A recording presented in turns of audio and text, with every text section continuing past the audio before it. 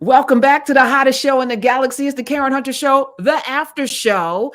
We had a lot of things to talk about, so we brought it in on YouTube. Hello, y'all on YouTube. Welcome, Don Calloway, amazing strategist, extraordinary attorney, and of course, Omi Bell, Black Girl Ventures. She is, of course, also the host of the Omi Show on SiriusXM Urban View, noon Eastern on Sundays. Thank you all for sticking around. I won't take up your time. We're going to maybe do 30 minutes, but there was a conversation around Greenwood Bank earlier in the show. The show starts at 3 o'clock. For those of you who aren't familiar, this is not a podcast. It's a live radio show with callers, etc. And Don was talking about Greenwood Bank as it relates to what's happening. There's a fallout, and he gave all of the history and a breakdown. And Omi wasn't on, but she was like, Church Finger, I got something to talk about. I got something to say. So, welcome. Thank you. Okay, thank y'all for staying on. Let's have this conversation. So I think it's interesting. Okay, well, wait. Sister Omi. Okay. I want to hear your full thoughts on Greenwood, gathering spot, all the above, because I think it's an important conversation to have in Black America. But can we agree on a universe of facts first, right? To set the stage for whatever our opinions are. Okay. You mean like Greenwood is owned by Coastal Federal Bank, or how far are we going? What is the gathering spot? What was the nature of their interaction with Greenwood? What is the gathering spot? What is the Greenwood? What is the nature of their partnership, and what happened? Okay, got it. So we agreeing. So we agree the gathering spot is a Black-owned private club, a sort of mix of like your WeWork and your Soho House for Black folks, right? That's what the gathering spot is. Greenwood is a neobank, so it's not an actual federally backed bank, but it's a neobank. It is. So I think it's important that we provide some specificity there. When you say neobank, I say banking as a service, right? It is not an FDIC bank. It is not a depository institution, right? It is a marketing name that aggregates deposits, most likely coming from African American people, right? Yes, and in order to do that, they have to be banked by an actual FDIC insured bank. Right. And that bank for Greenwood is it Coastal Federal? Is that what it's called? Coastal? It's Coastal White. It's Coastal. It's Coastal something. It is Coastal something. Hold on. It's in Washington State, and the ownership and executive team is exclusively white, right? Well, see, here's the thing. Okay. It is said to have, so yes, the ownership of Coastal Federal, we have not, Coastal Federal Bank. I'm gonna find out in a minute. Yes, those folks are white. The Coastal Federal Bank folks are white, but the people who run Greenwood are supposed to be Black. Now, here's another interesting thing about Greenwood, right? They also acquired Kinley. Kinley came out as a Black-owned neobank as well, and I did some influencer work for them. Yep. They folded. Coastal Community Bank, by the way. Coastal Community Bank. There you go. That's who owns Greenwood. All white guys. Well, no. It's not fair to say that's who owns Greenwood, unless I'm wrong. Coastal Community Bank was the banking partner. So if you opened an account, quote unquote, with Greenwood, your retail dollars, your $10, $25 a month that you're putting into your Greenwood account is actually sitting in a bank account at Coastal Community Bank, which is based in Washington State and is not Black owned or operated, right? This is true. Okay. This is true. So Greenwood was founded by former Atlanta Mayor Andrew Young, rapper activist Michael Killer Mike, and media executive Ryan Glover, with $3 million of private funding from investors to address the lack of banking services for people of color and representation of traditional banks, right? And so, yes, you're absolutely correct. The debit card and banking services is through a partnership with Coastal Community Bank. Coastal Community Bank is majority white, male owned, while Greenwood is focused on marginalized community, Black and Latinx communities. That is true. Yes. Okay. So Before y'all continue, I just want to jump in to ask this question, right? 99.9% of us bank in predominantly white institutions that, whether, and I'm gonna bring up Wells Fargo because I think it was the most egregious. Those of you who bank, and we have pension funds, those of us work for certain organizations that are in Wells Fargo banks that destroyed black wealth during the subprime lending debacle of 2007, 2008, that destroyed black wealth, right? And so we still keep our money in those banks. So again, when I was on the show talking about the scrutiny that we have for black folk, that we don't have the same energy for white folk. Like there's a purity test when black people are doing things that white folk don't have to live up to, even though they're the ones doing the most harm in terms of our community. When we think about what even JP Morgan taking a penny or a dime from us, all of us, or Wells Fargo giving incentives for people to basically take our money, you know what I'm saying? And then they were found guilty. They had to pay money, they had to pay fines, but nobody went to jail, right? If you and I did that on any level, we would be locked up. So I just feel like on some level, we're having a discussion about whether Greenwood Bank is a bank owned by white people or not. And maybe we can start the conversation with what's the expectation? What's the expectation when we put money in a Greenwood Bank? Because I've seen commercials, blackity black, black, blackity black, black, black. Should there be a disclaimer? Not really. What did Greenwood call itself again, Karen? I'm not blackity black. They said, but you know what?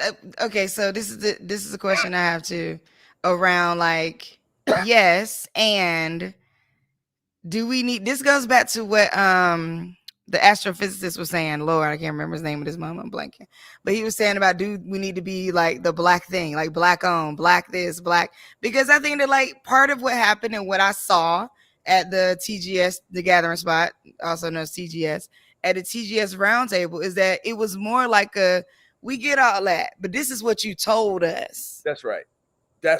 And the thing is, you ain't got to be a black owned business. I want to do business where it's convenient and where my dollars and my patronage are respected. And there's no way for an African American of means to do business in this country without doing business with non-black owned businesses. But I hold black owned businesses to a certain standard. And if nothing else, that standard means don't commit affinity fraud. Don't lie to me about who you are and what you're doing. You can be a black-owned business, but don't come to me talking about you are the financial solution to, black liberation and independence. If, in fact, you are a pass-through to a white depository institution, right? And I think one of the important distinctions is that Greenwood, we understood from the beginning that Greenwood was not a retail bank. I work with the National Banking Association, which are the trade association in Washington, D.C. for black banks. I understood that Greenwood was not a functional depository institution. But I think it's problematic, if not fraudulent, to hold yourself out as a bank and pass my deposits to an operator that is not a black-owned institution, particularly when you could have created that same partnership with either one of the 30 black-owned banks in this country that are. Could you though? See, this is so you're in Atlanta. You this got is where it gets sticky though. No, it doesn't though. It does. Yes, it does. We can go back and forth, but let's be honest about this. Alton McDonald and Liberty Bank exist since 1970 in New Orleans. Citizens Trust Bank in Atlanta exists since 1970 in Atlanta. Carver Bank exists in Savannah since so on and so forth. And you have existing black banks. And when you compare and contrast those to Silicon Valley Bank, which crashed, right? Our black banks still exist. And there was no reason. There's a lot there though, Don. So this is the thing. There's a lot there though, right? Okay, so first I would say the idea of well, you could just go work with a black bank. That's not true. All right. So and I say that not because I don't know about this, how Greenwood chose. Let me be clear. I'm not on the back end of Greenwood. I don't know how they chose Coastal Community Bank. I don't know how that relationship came to be. But I think that one of the things that Ryan said during the town hall that I thought was interesting is he straight up was very honest with the crowd and said, when you reach a certain level of scale or you're trying to do something at a certain level, there are no black-owned, really truly black-owned companies to sell to. Wait, At so that point, I want to put up a church finger. And welcome those of you just joining us. This is the after show of the Karen Hunter Show, which is a live show that lives on the SiriusXM platform, Urban View Channel 126. We are joined by Omi Bell, who is the founder of Black Girl Ventures, Don Calloway, who is a lobbyist, attorney, and a brilliant human being. And we're talking about a topic that we talked about on the show today. And if you didn't watch the show, if you have SiriusXM, go listen to the Karen Hunter Show on demand. Don't forget to make it a favorite. Don't forget to do all of the things, like it and share it. Omi went to the conference. They had a conference call. Can you explain what it is that you attended? You attended a town hall that they had around, and why were they having this town hall? Yeah, so okay, all the news. Okay, let's get to it, right? So like we talked about the foundation, you know, you have these two entities. So there was an announcement last year, the Gathering Spot, which has built great affinity in the Black community among the like middle to upper class Black folks around like being able to gather, like just a place for us. Celebrities go there, like it's a whole thing. Started in Atlanta, they start to branch out. So now there's one in DC, there's one in LA, and they're developing, looking at other markets. The goal was to scale. They wanted to get big. They sold to Greenwood. Now, when they sold to Greenwood, the communications that came out was like 2 Black-owned companies teaming up to do this grand thing and yada, yada, yada. I think people were a little bit taken aback by the sale because it was just kind of an out of a blue email. But it was like, okay, right, got it. I was even like, oh, okay then. So got it. Then people start researching, well, who is Greenwood? You know, deeper if you didn't already know. Some people knew because they was in Atlanta. You weren't in Atlanta. You didn't hear the hype and it didn't reach you. You did your research and you're like, oh, okay, I guess this is fine, right? Time goes on. Things get a little mixed up. We find out the owners of TGS, they file a suit against Greenwood saying that they didn't get the money that they were promised in the deal. Some of the money they didn't pay. Some of the employees had not been paid and some of the deal items fell through. Well, Greenwood didn't just say okay and back down. Greenwood came back and said, well, you know what? Y'all hid $27 million from us, that you were in the hole, that we didn't know was happening. And so boom, here we go. Right. So now they're at odds, right? Greenwood is at odds is seemingly at odds. Well, no, they were at odds with the with the owners of the Gathering Spot, Ryan and TK. Ryan is has been like historically been the face of the Gathering Spot. TK has sort of been like the COO, co-founder kind of guy playing his role. They both play their roles. Well, the community uproared. The community said, hey, they fired TK, not replaced him, but they fired TK and brought in a white guy. Okay. So the community uproars and pulls their membership. Community says, oh, nah, we ain't taking that to y'all. There is a website called We Gather that was put together that tells the entire history of Greenwood, who it's owned by, how it happened, that talks about the suit and gives demands to Greenwood. People pull their membership in droves. And so Ryan and TK said, we're going to have, well, let me say this. A woman, speaking of, like we talked about the Barbie movie earlier, a woman behind the scenes pulled these two groups together and said, hey, all right, look, you're not accomplishing what you set out to accomplish. Get it together. Sit down and have this conversation. They sat down. They had a conversation. They came to some reconcile. Now, here's what happened. I got an email at like 8 o'clock in the morning that said, oh my God, we have reconciled. We are together again. We believe that yada, yada, yada. Literally by like 8 o'clock that night, I got another email that said from Ryan and TK that said, oh no, that wasn't us. We don't know who sent that, but we're going to have a town hall. So that's how the town hall came to be. That's right. And what did you get out of the town hall? Because let's be clear. An understanding of why people were upset. Ryan, to my understanding, and I probably don't have as much in depth of an understanding as you do, but Ryan and TK are very clearly wearing the white hats in this situation, right? They are the good guys. They are the ones that created the community that we respect, that we're member. I'm a member of the Gathering Spot DC. They are the ones that created this thing that we loved, right? I want to say that on the other half, though, coastal white bank not Coastal Community Bank notwithstanding. On the other side of this are Paul Judge, right, who is a renowned financier, VC guy in Atlanta, and Killer Mike are on the side of Greenwood. Whatever we took Greenwood to be, and frankly, the Honorable Ambassador Young, they're on the Greenwood side of this, and they are the ones who acquired the gathering spot, right? And they are also the ones who had this partnership. So there's a couple different issues that it's important that we bifurcate, right? So they acquired the gathering spot.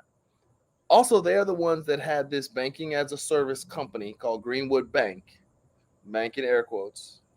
That bank was a partnership with Coastal Carolina Bank, right? Or Coastal Community. Coastal Community Bank, which is not a black-owned enterprise, but was taking black deposits and investing them in that banking system, right? So you have the issues of, it's not about whether or not Greenwood was black owned. It is about who Greenwood is partnering with for the banking services that they're holding out as a service to our community, right? If I have that right. I think that honestly, it's really at this point about power. Yes. Who actually has the power, right? Because okay, I think that the black community historically gets upset when people sell. So, people sell is like, oh, you selling us with the thing. Miel Organics just recently sold. We all know the whole Carol's daughter fiasco that happened, when she sold. Because we realize that when you get sold, that things are going to shift in a way that don't favor us, and you intend to be, and the black folks tend to not be in power. That's right. So the purpose of the town hall, I believe, was to kind of set some things in place. And again, to the white hat wearing, I think Ryan and TK really wanted to set straight that, like, hey, we hear you, and we realize we built this community of affinity, and we hear you. People asked some really great questions. There were questions asked about, like, this is a PR nightmare. Could this not have been handled different? Could y'all not have, like, figured out a way to reconcile behind the scenes? Now, TK and Ryan are both lawyers, so I'm guessing that if there was a way, they probably would have found one. Evidently, they may have felt pushed to have to do this. And clearly somebody was already monitoring to put the public on to what was happening, right? So there's that. There was also the question was asked, do you want us to come back? And Ryan's answer was basically like, what we want to focus on right now is healing. We can't answer that for you, right? Which I thought was interesting. Yeah. I feel like that's the right answer, right? Because the community was upset, was deeply upset. I feel like you can't get in front of a bunch of people that you hurt without a vision. Yeah, that's what I feel. Okay, and that's why I want to lean in. I'm admittedly I did not know much of this. I've seen the Greenwood Bank commercials, but I checked out from them because I understand. First of all, I'm in partnership with One United, but I also understand the banking industry, and I'm like, I don't do platforms. And I personally will never do a platform, because I'm tired of us, to your point, of us always building other people's platforms. I didn't even know all of the backstory, but all I could see is like somebody's getting rich off of my participation. Right. So I'm not feeding that. One United was very strategic because I had my hands, I'm like, if we get you to a certain place, there's going to be an ask in each one of the places that you're in to build something for us, right? And that's the kind of relationships we should be having with these corporations, right? If we give you this, our eyeballs and our algorithms and our clicks, what's the exchange, right? Even before going into a social media platform now, I'm like, okay, if I come, because I'm going to come with my energy, what are we getting for my participation? Because I just watched somebody sell Black Twitter for $44 billion, and not a single Black person on Twitter got a dime. So I'm looking at our power differently. Carol's daughter, Shea Moisture. We built these companies with our buying power, $1.6 trillion, and they went and sold for tens of hundreds of millions, $1 billion, right? And I often say, if somebody gave you $1 billion, it's worth 10 times. And what are they actually buying? They're buying us. So if we're that valuable, which we are, now we need to move a little different. We need to move like we are worth what we're worth, $44 billion in the social media platform world. We're worth $1 billion in hair care. We're worth all of this money. We need to move like that.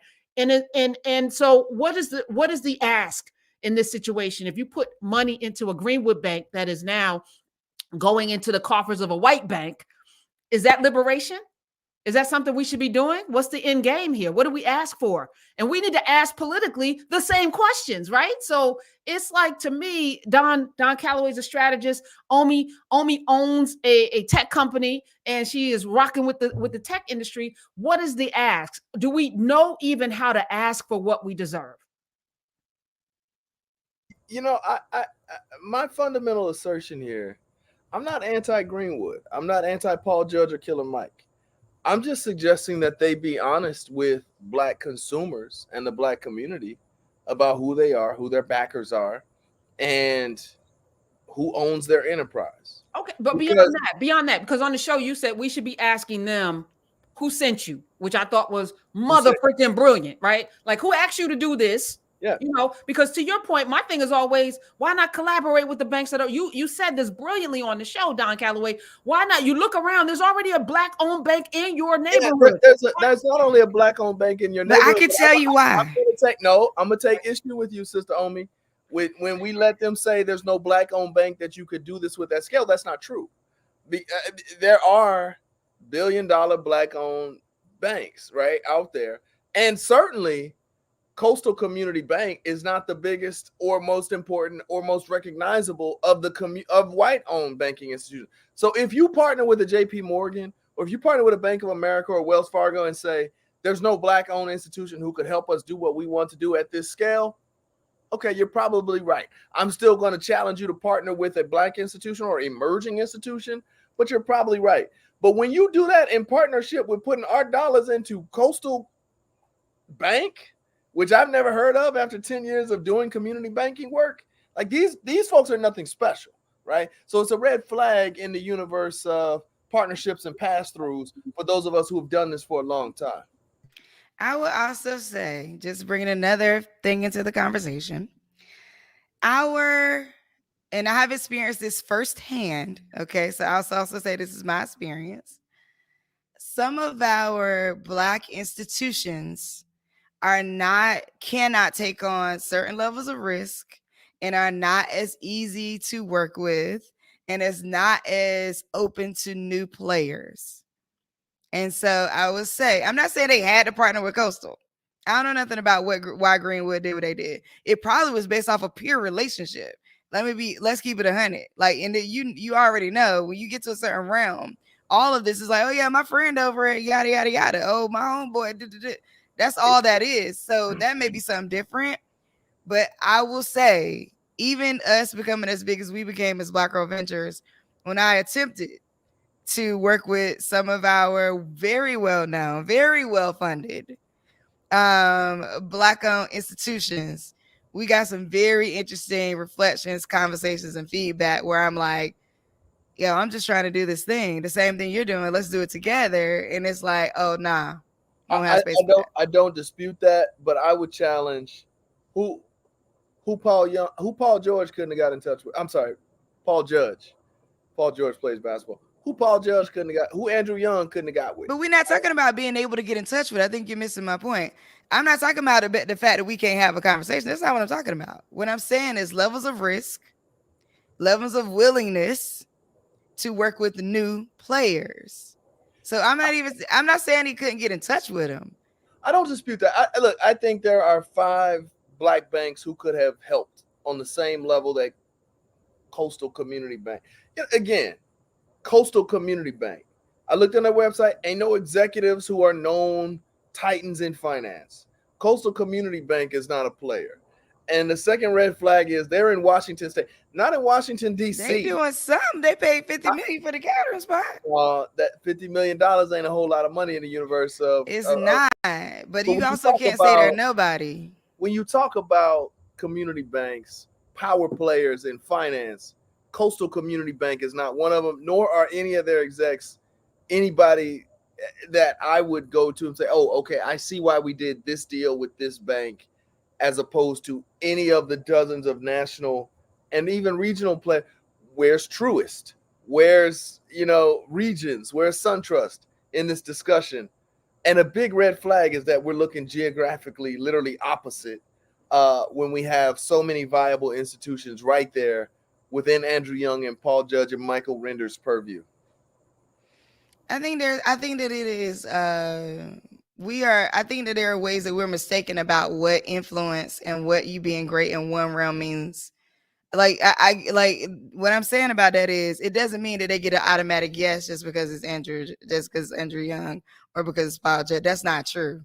And I think that like we say that a lot very casually about people who have influence or celebrities or whoever they are and whatever they do. And it's actually just not true. Like it's not true that you I just get get that. it because you are who you are all the time. I get that, and you're making an important point. Is that business considerations, not just relationships, come into play yet? But in a universe of business considerations, I think we touch a whole lot of institutions before we get to Coastal Community Bank. Okay. All right. Look, so what's the goal moving forward, right? I want some action items. How do we because we are always asked to participate in building somebody else's dreams, right? Always asked. Even as you talk about Black Wall Street, there's a whole Black Wall Street fund that a lot of people invested in. There are museums that people invest in. There's a lot of things that we put our money into because we value us a lot, even if we don't value ourselves, which is a tricky thing, right? We value the hope of us, even if we don't necessarily truthfully value ourselves. So what is the goal? What should be the goal for us in banking? Don, since this is your bailiwick, what should be the goal for Black folk in banking? Where should we put our money? But Karen, real quick, we have Right. to keep building each other's dreams. We have to. I agree with you, but I'm saying at the same time we cannot put ourselves in a situation. We have to be discerning. So I'm asking a question about discernment, right? Like, how do we know that an investment over here is going to bear fruit for maybe after we're long gone, but it's actually going to build. I think about, again, I always go back historically, which is where I think we can learn lessons of Robert Church Sr., right? Robert Church Sr. had a vision for Memphis, right? He had a vision and he had to be goaded into it because he was a pure capitalist, and he had to be goaded into doing right by a community. And then he got addicted to it, right? And started investing in other communities because when you feed a community, you get to see the fruits of that, right? When it's done with the earnest that he had with Beale Street in Memphis, right? And I'm just like, where are today's Robert Church seniors? Because there's a lot of people with money now, but it's all about them and not about us. And I feel like if we're going to shift the conversation, we have to force that. We have to force people into being the way people force Robert Church into doing right by the community. We have to force those in money who are asking for our support to do more for us, not just for themselves. And I'm happy with people having big houses and yachts and things. I don't begrudge anybody their thing, but if you want our money, you're gonna have to serve us. And I think that should be a requirement. So how do we get that, Don? Since you muted, Don, how is that possible in today's world? Yeah, I mean, look, I continue to say that capitalism, even with black faces and black lead, is not salvific for black people, right? So capitalism alone is not going to be the universe that creates egalitarian systems for black folks, because capitalism is not egalitarian, and the master's tools will not dismantle the master's house. But I'm not mad at the gathering spot, at Greenwood, whoever you take them to be, or at Coastal Community Bank for gathering wealth based upon this. I'm not mad at that. I am only concerned that black people take it upon themselves the burden to be transparent about who they are and what they're doing when accessing black retail dollars, particularly under the umbrella of creating a more fair universe for black people. So if you're talking about you're going to aggregate our retail deposits, and we're going to grow black wealth, and we're going to create sustainable black wealth in the spirit of Greenwood, Archer, and Pine in Tulsa, who you've named your enterprise after, then I need you to be honest about who you're partnering with and who you're working with, particularly if you are going to take your black depository ruse and begin to acquire other black brands which we have affinity towards. The one thing about Miel and its predecessor Shea Moisture before that, shout out to Rich Lou Dennis, who was behind both of them. The one thing about those is They created a product. Their product was not a community. So I think we're especially sensitive about the gathering spot falling into non-Black hands, because the gathering spot was not simply an asset. It was a community, and it was a safe space. Yes. For Black intellectual, educated entrepreneurs and hustlers, right? And we're concerned about our safe spaces falling into the hands of people who don't value safe spaces for Black people and Black entrepreneurship. So we don't even really care about who's making the money here. We don't.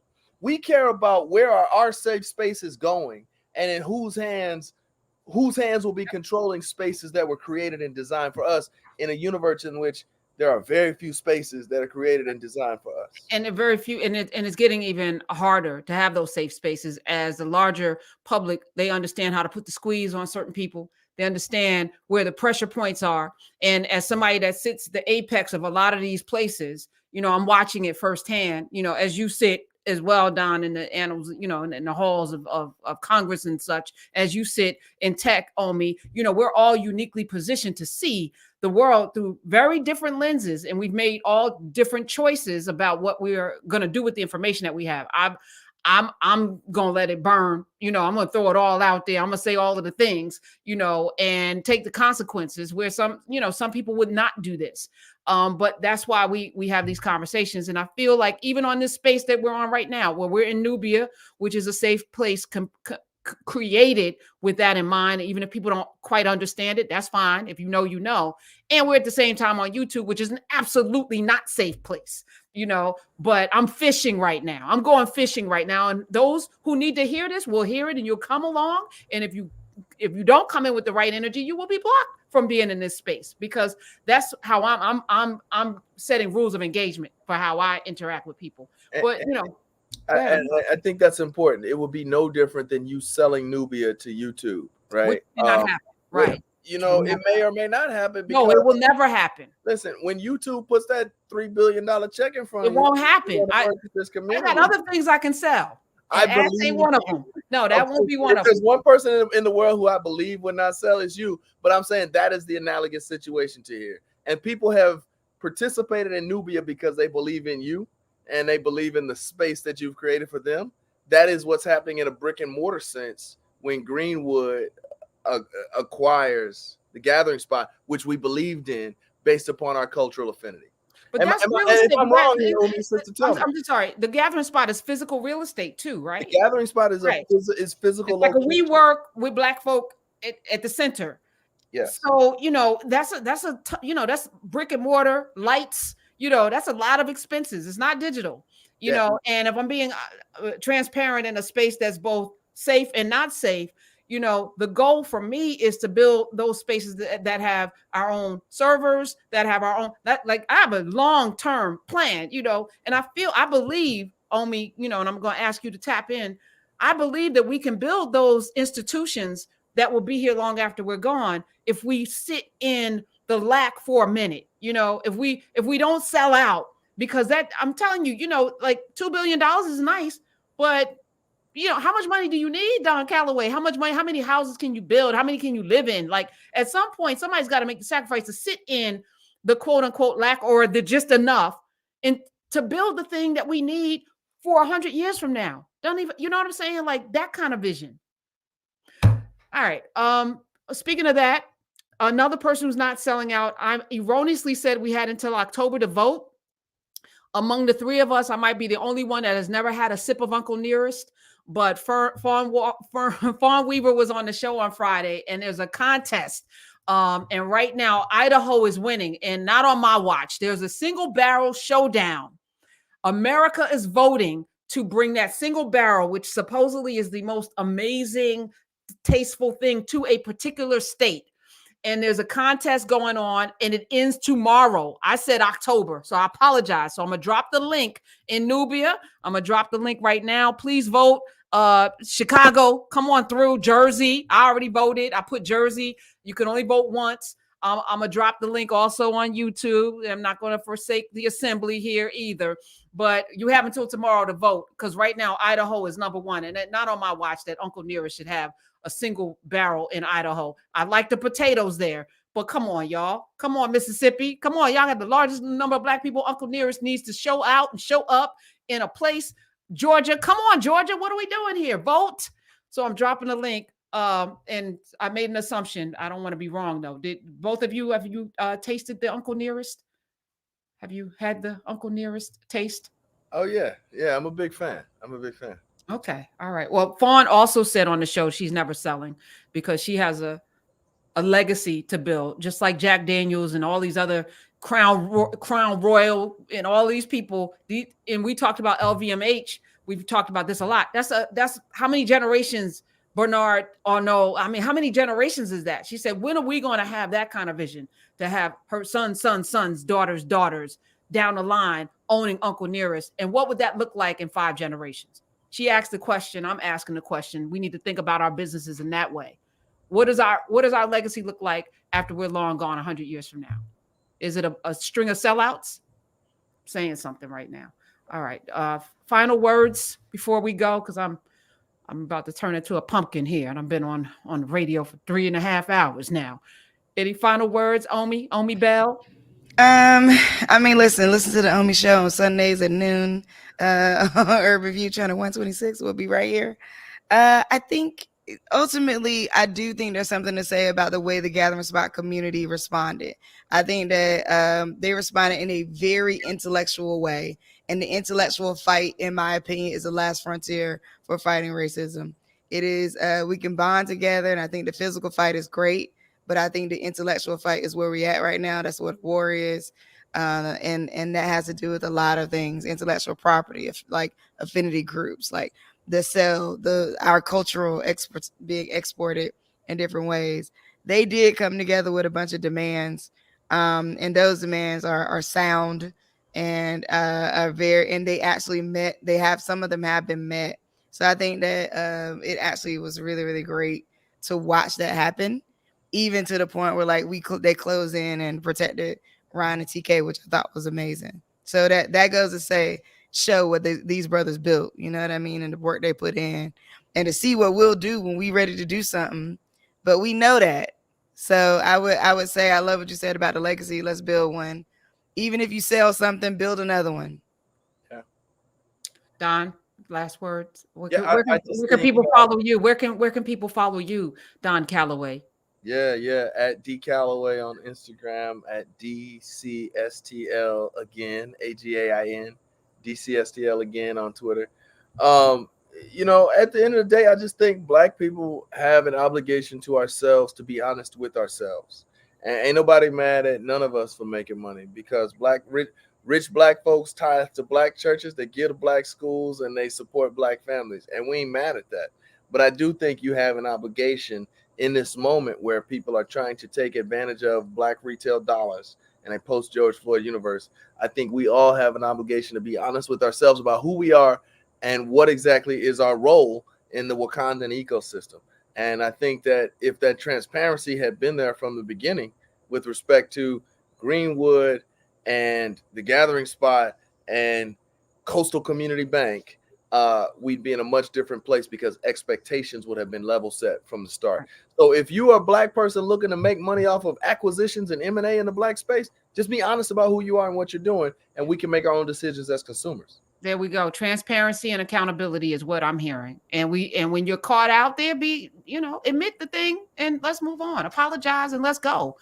I appreciate you, Omi. I saw you dipped out. Love you. Thank you. Thank you, Don Calloway. And those of you joining us on the after show, which is not a regular thing, so don't expect it. But I appreciate all of the folk that showed up, a couple of hundred of you impromptu, just on the fly, and a couple of hundred more in Nubia, which is, dope as well. Thank you, Don. I love you. Love you, Come on back. All right. See y'all.